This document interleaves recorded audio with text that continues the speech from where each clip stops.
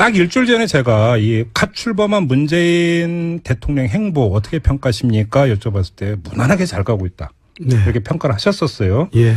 일주일이 지난 지금 시점의 평가를 한번 듣고 싶습니다. 역시 계속 잘 가고 있네요. 잘 가고 있습니까? 예. 점수로 친다면 한 90점 정도? 오, 100점 만점에? 상당히 후하게 주시네요. 아니, 실제로 그렇게 잘하고 계시니까요. 어떤 점이 그렇게 특히 눈에 들어오세요? 그러니까 이제 좀 추상적인 얘기지만 네. 과거의 대통령들 기억을 더듬어 보면 나라면 저렇게 안 할 텐데 하는 것만 골라서 하시더라고요. 근데 좀 추상적인 구체적인 예를 들어서 이번 대통령 같은 주로 인사죠. 인사. 이번 예. 대통령 같은 경우는 나라면 저렇게 할 텐데 하는 거를 많이 하시더라고요. 근데 그 핵심 용어를 말하자면 겸손이죠. 겸손한 것 같아요. 그럼 인사와 겸손이라고 하는 두 단어가 어떻게 매치가 되는 겁니까? 그러니까 자기한테 충성하는 사람 위주로 인사하는 거가 그게 교만이거든요. 국민을 우습게 하는 거란 말이에요. 예. 근데 이제 꼭 그거에 아닌 것 같아요. 그래서 비교적 적재적소 인사. 네네. 그러니까 제가 늘 얘기하지만 대통령의 권한은 국민이 위임해 준 거거든요. 그렇죠. 그러니까 국민 거를 이제 대신 우리 대신 행사해 달라. 그런데 자기 그냥 인연에 따라서 연줄에 따라서 네. 자기한테 충성하는 사람 위주로 인사하면은 국민들이 기분이 나쁘죠. 예. 지금 그 말씀하시니까 이제 퍼뜩 떠오르는 게 엊그제 이제 그 양정철 전 비서관, 네. 뭔가 자진 퇴장이라든지 이호철 전 민정수석은 또 아예 외국으로 나가셨죠. 네. 그러니까 측근으로 이른바 언론화에서 이제 분리됐던 그런 인물들이 이제 그 뒤로 빠지는 이런 모습들 이런 거 가지고 호평을 하시는 거군요. 이것도 이제 예상을 못했던 거잖아요. 예. 당연히 이 사람들이 들어가서 네. 또 실세 노릇을 하겠구나 하는 게 보통 사람들의 생각이었는데 정반대로 나갔단 말이에요. 네. 굉장히 멋있죠. 훌륭하고. 그 말씀하신 거 조금 전에 이제 어떻게 말씀하시냐면 하지 말아야 되는 거 골라서 한다고 말씀하셨잖아요. 네. 그 비교 사례가 이명박 정부 출범 때가 비교 사례가 되는 겁니까? 이명박 때도 그렇고 박근혜 때도 그렇고 그 전에는 이제 기억이 잘 안 나니까요. 그 전에도 뭐 크게 다르지는 않았을 텐데. 이명박 정부 출범 때 네. 그럼 제가 단도직입으로 네. 그때 사실은 그 의원님도 좀 상처가 있지 않았습니까 그때? 지금까지 남아 있죠. 어떻게 보면은. 네. 예. 그래요. 지금도 그때 이제 사실 그 집권을 하자마자 네. 굉장히 놀랬던 게 뭐냐면 너무 준비가 안 돼 있는 거예요. 그래요? 그러니까 특히 사람 준비가 안 돼 있어요. 그래서 인수위는 이제 우당탕 그냥 인수위는 워낙 백해무익하고 뭐 별 의미가 없는 예. 조직이랄까 기구라서 이제 그렇다 치고 네. 인수위가 시작돼서 이제 청와대하고 강요 인사를 하는데 네. 저는 사람이 다 준비되어 있을 거라고 생각했어요. 네. 감히 뭐 제가 준비하겠다 얘기는 못하고 그런데 그때 사실 정확하게 얘기하면 저하고 뭐 김 교수님이란 분하고 네. 이제 박영준 셋이서 그 당선자하고 넷이서 앉아서 인사를 하는 겁니다. 근데 그랬어요? 예. 근데 거기서 예. 무슨 대단한 자료를 가지고 뭐 하는 게 아니라 그냥 뭐 개인적인 저녁 자리에서 얘기하듯이 이 사람 어때? 이 사람 어때? 저 사람 어때? 이렇게 되는 겁니다. 설마 장관 이렇게 그 주요 자리를 인사를 진짜 그렇게 했다고요? 그래서 제가 겁이 더럭 났죠. 야, 이거 큰일 났다. 이래갖고는 어떡하냐. 예. 그러니까 이제 그걸 주먹구구식 인사라고 그러잖아요. 그러면 박근혜 전 대통령의 수첩 인사하고 비교하면? 차라리 그건 낫죠. 그래도 옛날에 뭐 기억해뒀다가 예. 이렇게 하는 건데 예. 이거는 뭐 그냥 기록 보지도 않고 그냥 즉석에서들 이렇게 얘기하는 거거든요. 정말로 그랬단 말이에요? 네, 정말 그랬어요. 그래가지고 그러니까 이제 이분은 무슨 생각을 갖고 있는 것 같으냐면 예. 사람은 그렇게 중요하지 않다. 내가 이제 하면 되고 내가 하라는 대로 시켜서 잘 따라서 하면 되지 뭐 그렇게 중요하냐 이제 이런 식이에요. 그때 유행은 이제 내가 해봐서 하는데 이 모두 뭐 그런 생각을 갖고 있으니까 그렇게 하겠죠. 근데 그래서 결과적 그때 이제 영포라인 얘기가 그러면 그 결과물이라고 보면 되는 겁니까? 그 영포라인은 사실 대선 기간까지는 이제 등장하지 않았고 네. 집권하자마자 이제 사실 등장한 건데 네. 이제 그렇게 인사를 하다 보니까 여기저기서 이제 쪽지들이 들어오잖아요. 그렇죠. 자청, 타청. 쉽게 말하면 형님한테도 들어오고, 뭐, 형님 주변에 있는 원로들한테도 들어오고. 아, 그 형님? 근데 이제 그런 쪽지들을 보면은 황당한 사람들이 너무 많아요. 그러니까 이를테면 뭐, 친박 인사들도 있고. 심지어는 친노 인사들도 있는 거예요. 이명박. 그래요? 이제 집권을 했는데 그 얘기는 뭐냐면 뭐 탕평 인사를 안 했다는 얘기가 아니라 그냥 뭐 가리지를 않고 이제 쪽지가 들어오는데 그 얘기는 뭐냐면 청탁을 했으면 무조건 받아준다는 거예요. 근데 청탁을 뭐 어떻게 했겠어요? 뻔하잖아요. 뭐가 주고받은 게 있었겠죠. 그래서 제가 주로 했던 일이 가서 이제 그분들한테 설명을 하는 겁니다. 이분은 이래서 안 되고, 이분은 이래서 안 되고, 이분은 이런 문제가 있어서 안 된다. 그러면 이제 뭐라 그러겠어요. 근데 그게 계속되다 보니까 이 사람들이 이런 생각이 드는 겁니다. 아니, 정권은 우리가 잡았는데 그 우리라는 건 TK를 얘기하는 겁니다. 10년 만에 우리가 잡았는데 왜 우리가 저런 놈 눈치를 봐야 되지? 이제 이런 식이 돼버린 겁니다. 여기서 저런 X는 의원님을 지금 가리키는 거죠, 그러니까. 그리고 제 고향이 또 하필 전라도거든요. 그러니까 왜 우리가 저런 호남 놈 눈치를 봐야 되지? 이제 이렇게 돼버린 겁니다. 진짜로 그런 얘기까지 나왔어요? 네. 그래서 그다음부터 이제 음해가 들어오는데 저러다가는 뭐 우리 물갈이를 새 정부 들어와서 이제 물갈이 해야 되는데 물갈이 못한다 정동이 때문에 이제 또 내지는 뭐 운동권만 데리고 일을 하는데 저러다가는 저 빨갱이 천지가 된다 역시 빨갱이들 다 솎아내야 되는데 또 내지는 뭐 하여간 뭐 부인 무슨 하는 일에서 뭐 돈을 빨아들이고 있다 뭐 이제 별별 이제 마타도어부터 별 음해를 다 이제 들어오더라고요. 그런데도 그때까지만 해도 MB가 이제 지켜줬어요. 저를 신뢰를 했기 때문에. 그런데 이제 제가 너무 인사가 주목거부식으로 돼서 이제 겁이 더럭 난다 그랬잖아요. 나중에 책임질 일이잖아요. 그래서 이렇게 하면 안 되고 좀 더 많은 사람을 참여시키고 많은 사람의 평가를 좀 받아서 합시다. 그러려면은 무슨 인사위원회 같은 걸 만들어서 합시다 해서 제가 이제 그 안까지 만들어서 이제 보고를 했어요. 그랬더니 그래? 그럼 내가 한번 생각을 해볼게.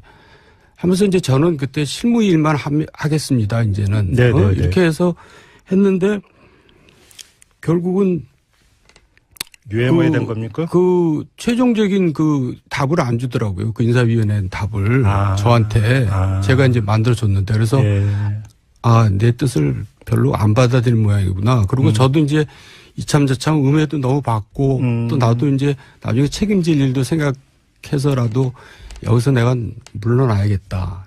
해서 이제 나온 거거든요. 잠깐만. 그러면 인사 과정에서 이제 의원님은 이명박 당시 대통령한테 아니되옵니다. 계속 그러셨던 거잖아요. 그래 얼마나 받아들여줬어요? 이명박 대통령뿐만 아니라 그 주변 이제 사람들한테 형님이라든가 이런 분들한테 이제 아니되옵니다를 많이 했죠. 왜냐하면 아니되옵니다를 할 사람이 저밖에 없었거든요. 그렇지 않으면 뭐 일이 뭐 어떻게 되겠어요. 그래서 아니 된 경우가 꽤 있었어요. 그래서. 그러니까 처음에 뭐 되는 게 없다고 생각하는 거죠, 그분들은. 자꾸 제동을 건다. 정아무개가. 자기 뜻대로 뭐 한다 이제 이렇게 생각을 하겠죠. 두 번째 질문 여기서 있는데 이게 이제 일부 언론이라는 데서 권력투쟁으로 묘사가 됐었잖아요. 뭐 그렇게 결국 보죠. 언론에서는 뭐든지 싸움 모드로 이제 끌고 가잖아요. 많이 억울하셨어요? 많이 억울하셨어요? 아니죠. 그때만 해도 뭐 억울하진 않은데 그 후로도 계속 그게 이제 5년 내내 그 갈등이 되풀이되면서 저는 이제 권력 투쟁하는 X로 이제 낙인 찍혔는데 세상에 대통령하고 대통령 형님을 상대로 권력 투쟁하는 사람이 어디 있어요? 그렇네 진짜. 옛날 같으면 목이 10개라도 다 달아났죠. 대통령하고 권력 투쟁하는 건 대역죄죠. 봉건 시대 용어. 저는 대통령과 정부를 위해서 이제 그렇게 하는 건데 그걸 그렇게 권력 투쟁을 제가 그렇게 권력 투쟁을 했으면 대단한 인간이죠. 정말 역사에 남을 인간 아니겠습니까? 그러면 당시 MB는 별로 인사 철학이 없을 때 이렇게 평가하세요? 그거는 사실 죄송한 말이지만 그렇게 표현을 할 수밖에 없어요. 인사에 대해서는 철학이 없습니다. 준비도 안 돼 있고. 그래서 결국은 이제 초창기에 고소영 강부자 내각이 돼버렸잖아요. 그 단어 있었죠. 그래서 그게 이제 그때부터 민심 초기부터 읽기 시작한 겁니다. 조각 단계에서 인사 참사가 여러 가지가 있었죠. 그래서 정부 출범 초부터 지지율이 그렇게 낮게 시작한 대통령이 없었죠. 이명박 대통령 같은 분이 없었죠. 그러니까 이제 이건 좀 비유적인 표현이지만 차라리 인사 철학이 코드 인사나 이런 쪽으로 갔다 모르게 그런 일관성도 없고 그냥 뭐 그러니까 청탁 들어오고 이러면 뭐 다 받고 그래서 일단 받고 뭐 자기가 주먹구구식입니다. 한마디로 그러니까. 얘기해서. 근데 그거를 또 뭐라고 표현했냐면 발표를 하면서 베스트 오브 베스트라고 발표를 했어요. 그러니까 철학이 없다는 게 분명하잖아요. 예. 모든 사람들은 워스트 오브 워스트라고 생각하는데 강부자 고소영 뭐 이러면서 근데 그걸 가지고 베스트 오브 베스트라고 하셨으니 그렇죠. 철학이 없으신 그때 거죠. 조각 단계에서 참 문제됐던 그 면면이 벌써 이제 다시 지금 머릿속에 떠오르는데 그때 국민들도 황당했던 이런 경우도 몇 가지 있었습니다. 지금 다시 그러니까 되돌아보다 보니까 그럼 그때하고 지금의 인사하고는 확연히 다르다 이렇게 평가를 하신 거네요. 이제 더 두고 봐야 되겠지만 다르게 진행되고 있고요. 또 이명박 정부뿐만 아니라 박근혜 정부 때도 초기 인사를 그렇게 했습니다. 그렇죠. 근데 이제 다 드러났잖아요. 결국 왜 그랬는지. 사실 엉뚱한 데서 이제 다 이제 오다를. 저 뒤에 어떤 분이 계셨죠? 네, 뒤에 어떤 분이 이제 다 명령을 내린 거나 마찬가지로. 그래서 이번에는 굉장히 잘 진행되고 있고 기대가 크다고 생각합니다. 네. 지금 그 의원님의 그 말씀 듣다가 저희 PD가 기사를 하나를 넣어줬는데요. 의원님 기사인데요. 정도원 의원. 권력이 오만하면 민심 등 돌려. 라고 말씀하신 기사를 지금 넣어줬습니다. 이게 언제 때 얘기입니까? 이게 이제 취임하고 얼마 안 됐을 때. 2008년 2월 27일자 기사네요. 그러니까 취임이 25일인가 그렇잖아요. 그러니까요. 2월 27일 2008년. 바로 MB 정부 출범할 때. 사진이 훨씬 젊으셨을 때. 그때만 해도 벌써 10년 전 얘기인데. 근데 제가 한번 이걸 여쭤볼게요. 근데 우리가 이제 코드 인사라든지 측근 인사 이런 근데 부분적으로는 그것도 필요한 거 아닙니까 사실? 왜냐하면 물론이죠. 그러니까 통하는 사람이 그 보좌를 해야 되는 측면도 있잖아요. 물론이죠. 그러니까 클린턴이 대통령이 되면 아칸소에 있는 촌놈들이 이제 백악관에 많이 진출합니다. 제가 촌놈이라는 표현이 좀 뭐하지만은 그거는 인지상정인데 이제 능력이 그래도 있고 뭔가 좀 기본을 갖춘 사람들을 하는 거죠. 그렇죠. 전혀 안 갖춘 사람들을 가깝다고 하기 때문에 문제가 되는 거죠. 그렇죠. 그다음에 또 그렇게 이제 측근이고 또 해서 한다 하더라도 얼마나 또 개통이라든지 절제를 하면서 그럼 또 보좌하느냐 또 이 문제가 있는 거잖아요. 근데 이제 그런 점에서 고삐가 풀리면 이게 이제 망사로 그죠? 망사로 이제 가는 지름길이 돼버린다 이런 거잖아요. 그러니까 이명박 정부나 박근혜 정부 내내 인사 가지고 고생하고 국민들 실망시키고 그렇게 했었죠. 그렇죠. 근데 또 하나 좀 제가 여쭤보고 싶은 게 이제 그 관전자 입장에서는 말하기가 참 쉬워요. 그러니까 탕평 인사해라. 당신하고 가깝지 않고 일면식이 없더라도 전문적인 능력이 있으면 갖다 써라. 이런 이야기 하는데 가만히 인지상정으로 따지면 그게 참 그렇게 쉬운 일일까 싶은 생각이 들기도 해요. 그건 어떻게 보세요? 쉽지 않으니까 그게 훌륭한 거죠. 그래요. 그래서 또 사람이라는 게 세평이라는 게 다 있잖아요. 그러니까 그게 크게 어려운 일 같지는 않아요.